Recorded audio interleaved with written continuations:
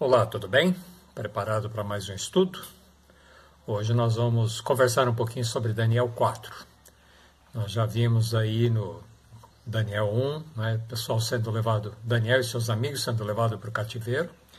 Daniel 2, o rei Nabucodonosor tendo a estátua, a visão, o sonho da estátua, né, e a interpretação, e ele exaltando aqueles servos fiéis de Deus, Daniel e seus amigos. No capítulo 3, a gente viu de novo o rei Nabucodonosor. Esses primeiros capítulos ele está por trás de toda a história, né? No capítulo 3, ele fazendo aquela estátua de ouro e condenando aqueles que não se curvassem a serem lançados na fornalha ardente. E ele teve a oportunidade, mais uma vez, de ver o poder de Deus, né? Conhecer mais um pouco sobre o poder de Deus. Agora, no capítulo 4, nós vamos começar a leitura. A gente vai perceber que Deus vai mexer um pouco mais com Nabucodonosor, porque parece que ele não entendeu quem era o Criador, quem era o Deus do universo. Então vamos orar para depois a gente estudar.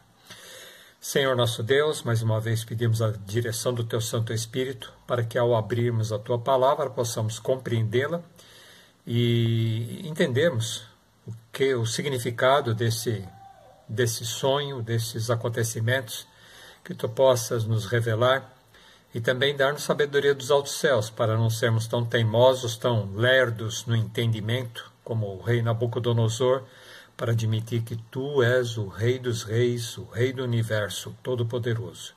Fica conosco, te pedimos por Jesus. Amém.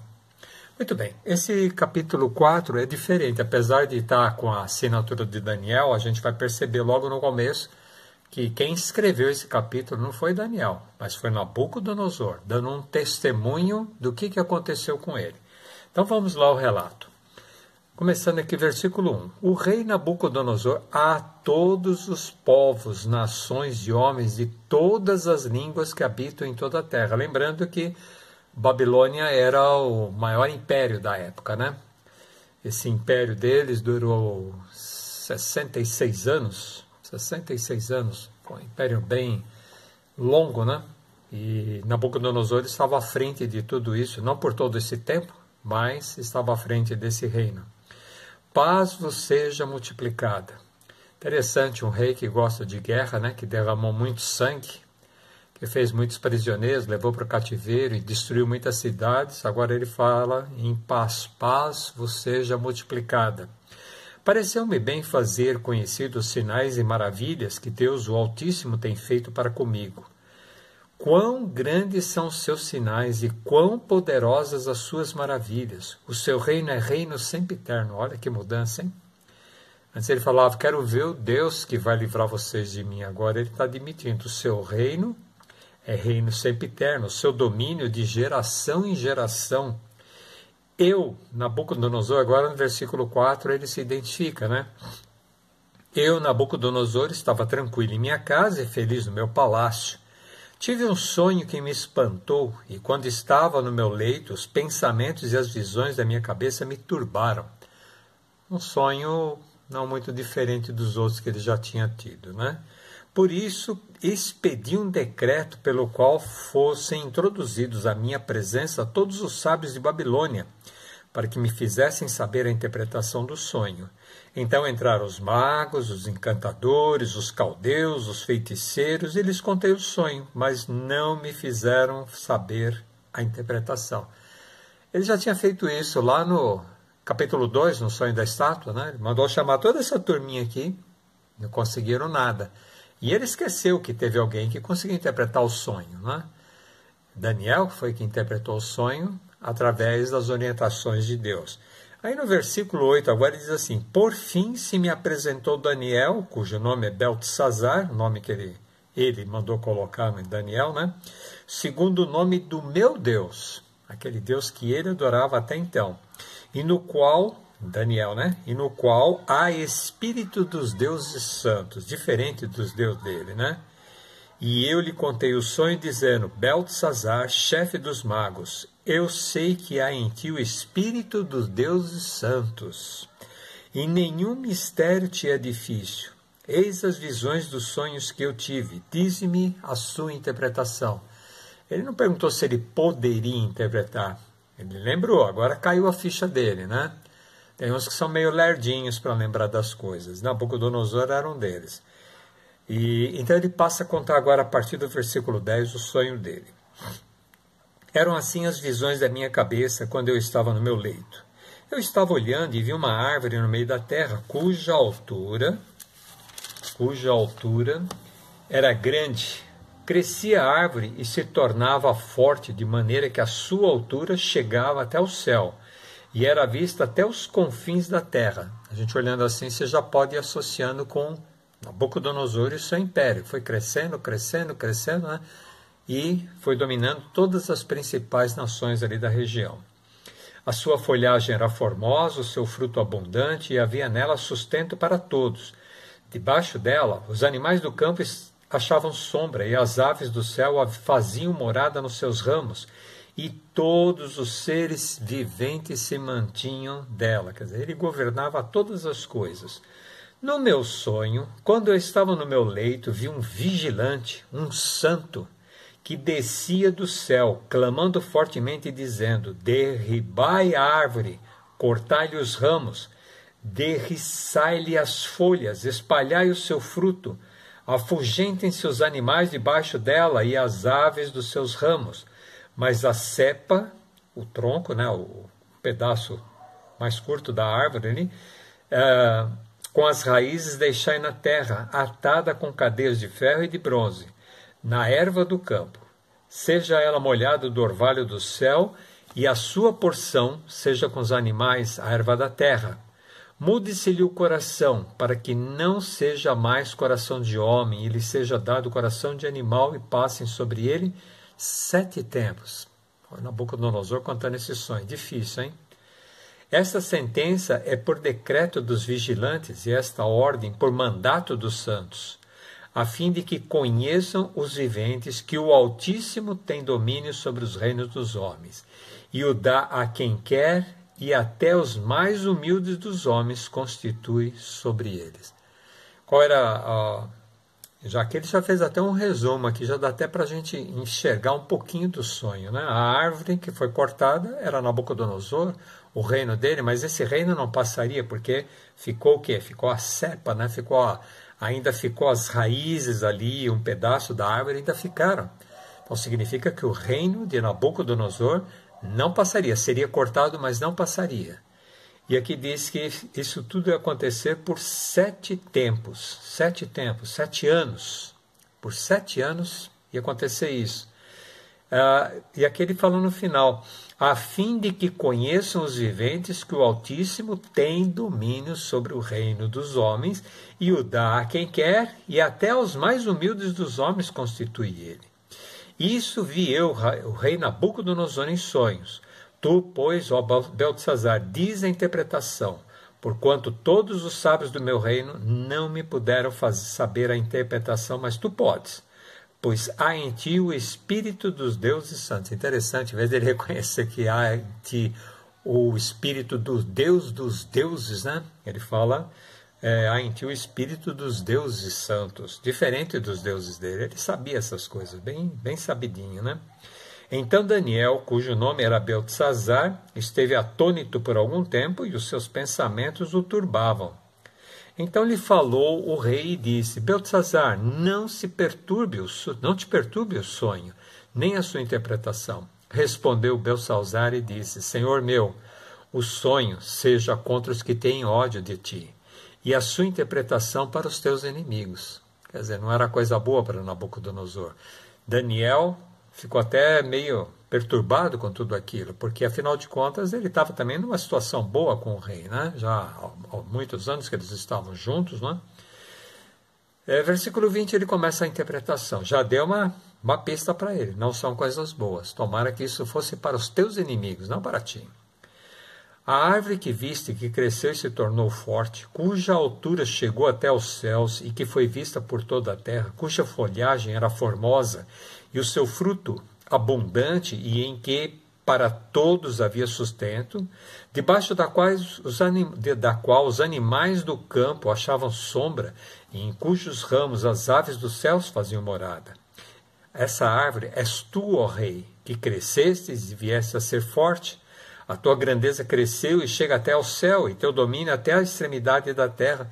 Acho que aí até essa hora o rei estava assim, vai descendo todo, nossa, sou eu, essa árvore cresceu, se espalhou, né? Mas, versículo 23, quanto ao que viu o rei, um vigilante, um santo que descia do céu e que dizia cortar a árvore e destruía, mas a cepa com as raízes deixai na terra, atada com cadeias de ferro e de bronze na erva do campo, seja ela molhada do orvalho do céu, e a sua porção seja com os animais do campo, até que passem sobre eles 7 tempos. Esta é a interpretação, ó rei. E este é o decreto do Altíssimo. Quando ele falou lá atrás que ele viu um vigilante, um santo dando esse recado, então aqui ele viu que isso... Ele viu que isso era um decreto do Altíssimo, que virá contra o rei meu senhor. É um decreto do Altíssimo para o rei. Serás expulso de entre os homens, e a tua morada será com os animais do campo, e dar-te-ão a comer ervas como aos bois. Você vai ter uma vida diferente, você vai viver agora entre os animais no campo. Você vai comer a mesma coisa que os bois comem. E serás molhado do orvalho do céu, e passar-se-ão 7 tempos, ou 7 anos por cima de ti, até que conheças, até que reconheças que o Altíssimo tem o domínio sobre o reino dos homens e o dá a quem quer. Quanto ao que foi dito, que se deixasse a cepa da árvore com suas raízes, o teu reino tornará a ser teu. Depois que tiveres conhecido que o céu domina. Portanto, ó rei, aceita o meu conselho e põe termo pela justiça em teus pecados e em tuas iniquidades, usando de misericórdia para com os pobres. E talvez se prolongue a tua tranquilidade. Quer dizer, se você mudar a sua maneira de agir, se você reconhecer que Deus, que te deu esse poder, que é Ele que está por trás de tudo isso aqui, se você reconhecer, pode ser até que seus dias de tranquilidade se prolonguem. Pode ser que isso nem venha acontecer contigo. Todas essas coisas sobrevieram ao rei. Versículo 28, né? Infelizmente, todas essas coisas sobrevieram ao rei Nabucodonosor. Ao cabo de 12 meses, olha só, hein? 1 ano Deus deu, depois que Daniel interpretou esse sonho para ele, essa visão que ele teve, até se concretizar, até se realizar, Deus deu 1 ano para ele. Ele teve 1 ano para reconhecer que Deus era o Deus dos deuses, né? O Senhor dos senhores. Ao cabo de 12 meses, passeando sobre o palácio real da cidade de Babilônia, falou o rei e disse: não é esta grande Babilônia que eu edifiquei para a casa real com o meu grandíssimo poder e para a glória da minha majestade? Aprendeu alguma coisa nesse ano? Nada. Continuava se auto-exaltando.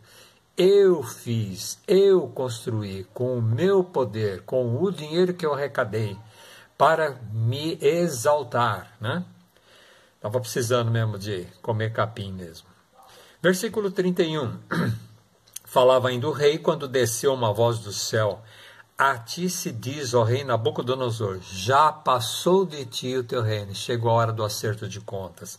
Serás expulso de entre os homens, e a tua morada será com os animais do campo, e far-te-ão comer ervas como os bois, e passar-se-ão 7 tempos, 7 anos por cima de ti, até que aprendas que o Altíssimo tem domínio sobre o reino dos homens, e o dá a quem quer.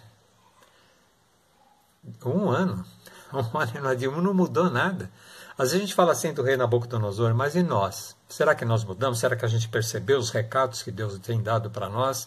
E a gente está procurando colocar em prática aquilo que nós temos aprendido de Deus? Ou continuamos a achar que eu consegui, eu comprei essa casa, eu comprei aquele carro, eu fiz, eu faço? Quando você coloca o eu em primeiro lugar, Deus sai do trono, você senta no trono de Deus.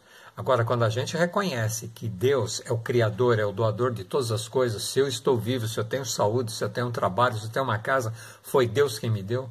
Quando a gente consegue enxergar desta forma, então Deus volta para o trono e eu saio desse lugar. João disse assim, é importante que ele cresça para que eu diminua. Aliás, ao contrário, é importante que eu diminua para que ele cresça. O importante é que eu diminua para que ele cresça. Quanto menos eu na minha vida, mais Deus pode crescer e ser exaltado e ser reconhecido como Criador e mantenedor de todas as coisas. Versículo 33, no mesmo instante se cumpriu a palavra sobre Nabucodonosor e foi expulso de entre os homens.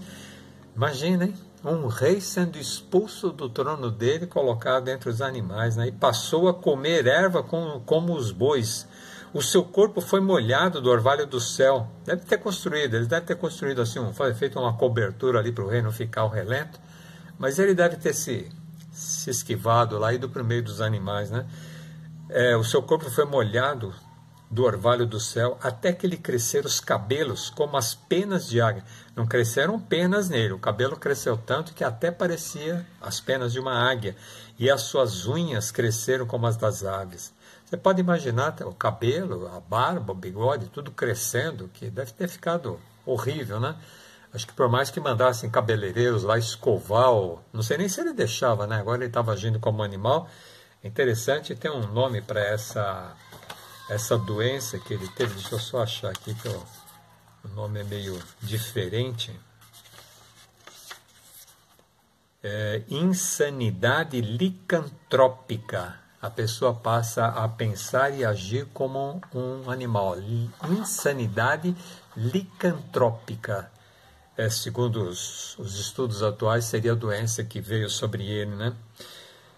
Então ele começou a viver como um animal durante 7 anos. Aí no versículo 34 diz, mas ao fim daqueles dias, lembra, Nabucodonosor está escrevendo esse capítulo 4 aqui de Daniel. Não foi Daniel, hein? Não está transcrevendo as palavras do rei. Lembrando que Nabucodonosor era um sábio, tinha muitos conhecimentos de diversas línguas, né? Ele era inteligente, ou quase, né? Porque ele não conseguia reconhecer que Deus era o criador e mantenedor de tudo. Então, ao fim daqueles dias, Nabucodonosor, levantei os olhos ao céu, tornou-me a vir o entendimento, e eu bendisse o Altíssimo, e louvei e glorifiquei ao que vive para sempre, cujo domínio é sempre eterno, e cujo reino é de geração em geração. Aleluia, né? Ele olhou para os céus, exaltou a Deus, e a doença foi embora. Versículo 35, todos os moradores da terra são por ele reputados em nada, por Deus, né? São reputados em nada. E segundo a sua vontade, ele opera com o exército do céu e os moradores da terra. Não há quem possa lhe deter a mão, nem lhe dizer que fazes. Tão logo me tornou a vir o entendimento, também para a dignidade do meu reino, tornou-me a vir a minha majestade e o meu resplendor. Voltou ao entendimento, deve ter tomado um banho, cortado os pelos e o cabelo e a barba, né? Deve ter ficado cheiroso, ele devia estar 7 anos vivendo como animal, imagina o cheirinho dele e o tamanho dos pelos no corpo dele, né? Buscaram-me os meus conselheiros e os meus grandes, e fui restabelecido no meu reino, e a mim se ajuntou extraordinária grandeza. Agora parece que ele ia reinar de uma forma diferente, não sei quanto tempo mais ele reinou, mas nesse tempo que ele reinou, agora ele reconhecia a supremacia de Deus sobre todos os reis da terra. Não tem ninguém que possa ser, que queira, né?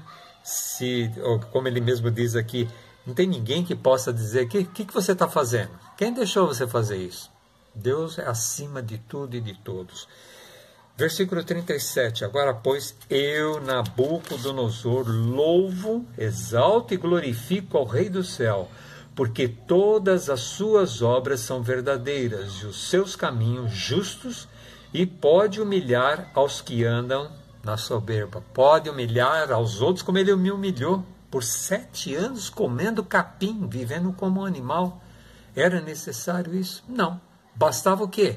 Ele reconhecer que havia um Deus por trás de tudo aquilo. Se ele era o grande imperador, que ele realmente foi, é porque Deus permitiu. Imagina se se Judá não tivesse traído Deus, se não tivesse buscando outros ídolos, né? Deus permitiria que ele destruísse Jerusalém, permitiria que ele trouxesse os judeus cativos para a Babilônia? Hipótese alguma. O exército, por maior que seja, e a gente vai ver quando estudarmos Apocalipse, que vão se unir todos os exércitos da terra para tentar invadir a cidade santa, e Deus vai destruir tudo e todos com fogo e enxofre? Quem pode enfrentar Deus? Quem somos nós? Nós temos a obrigação de reconhecer que nós somos criaturas de Deus. Deus está acima de todas as coisas. Se eu tenho saúde hoje, é porque Deus o permitiu. Se eu moro aqui na minha casa, é porque Deus me deu condições de conseguir comprar essa casa. Se eu tenho um carro, é porque Deus me deu condições de ter esse carro. Então nós temos que reconhecer que Deus é o doador de todas as coisas. E buscá-lo, colocar-nos na nossa humilde posição de servos de Deus e exaltar aquele que merece ser exaltado. Não presidentes, nem governadores, nem prefeitos, nem jogadores de futebol, nem cantores, nem artistas de novela. Nós temos que exaltar Deus. É Ele acima de tudo e acima de todos. Amém? Então vamos orar para nós encerrarmos o nosso estudo de hoje. Senhor nosso Deus e Pai, muito obrigado por esses ensinamentos que Tu trouxestes a cada um de nós através deste capítulo 4 de Daniel, que na realidade foi escrito pelo rei Nabucodonosor, pela experiência que ele passou, pela humilhação que ele teve que se submeter para entender que Tu estás acima de tudo e de todos. Senhor, ajuda-nos a compreendermos isso, que não precisemos comer capim, como Nabucodonosor precisou comer, para entender isso, que nós possamos enxergar em cada respiração que nós temos, em cada batida do nosso coração, em cada imagem que os nossos olhos veem, em cada som que os nossos ouvidos ouvem, que nós possamos entender que há um Criador, um Rei do Universo por trás de tudo isso. Perdoa-nos nossos pecados, sê conosco, dirija-nos pelos Teus caminhos e salva-nos para o Teu reino, te pedimos por Jesus. Amém. No próximo estudo nós vamos começar agora a parte profética. Vamos nos aprofundar. A gente viu um pouquinho de profecia em Daniel 2. Agora no capítulo 5 nós vamos ver um pouco mais, entender um pouco mais daquela profecia que nós vimos um esboço no capítulo 2. Nós vamos começar a ver agora, nos próximos capítulos, uma explicação bem melhor sobre isso. Que Deus te abençoe e até o próximo estudo.